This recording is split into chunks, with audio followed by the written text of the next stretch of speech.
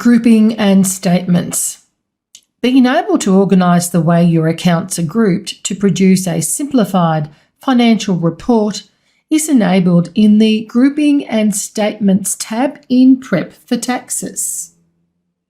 The functionality in this area can be used to enhance or override the standard profit and loss and balance sheet reports.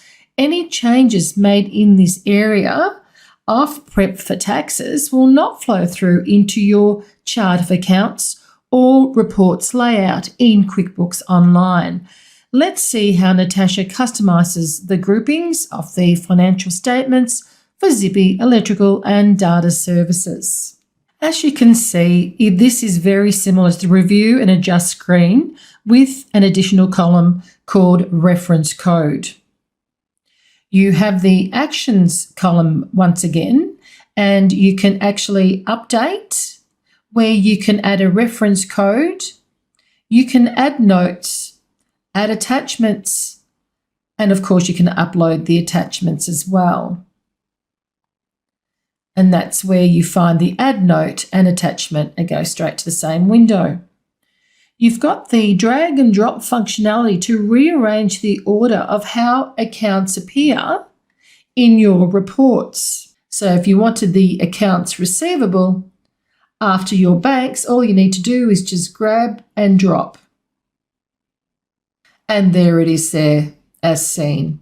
The Run Report allows for the report to be exported to Excel with all the information that can be added, such as logo, etc.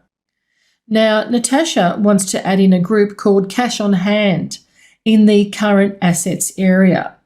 So let's go to the Current Assets, and under Create a New Group, she's going to call this one Cash on Hand.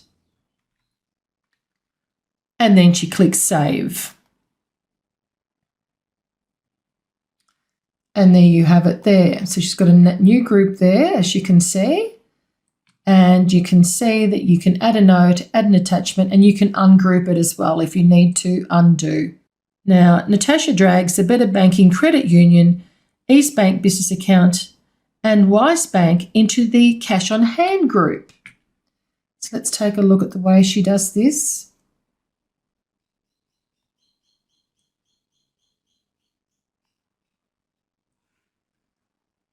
And now the banks are found under the Cash on Hand. And again, to the right, if you want to, you can add note, add attachment, ungroup, you can update, and you can also change the name of the Cash on Hand if you need to as well.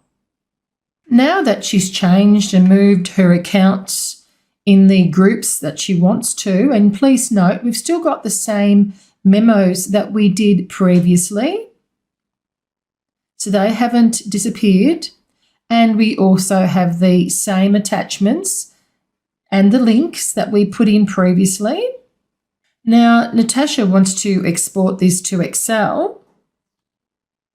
So let's take a look at the new look with the groupings. And you can see this is where you can add in your logo. Let's enable that editing first. You can add in the logo for Zippy Electrical. Scroll down, we get to the Notice to Reader.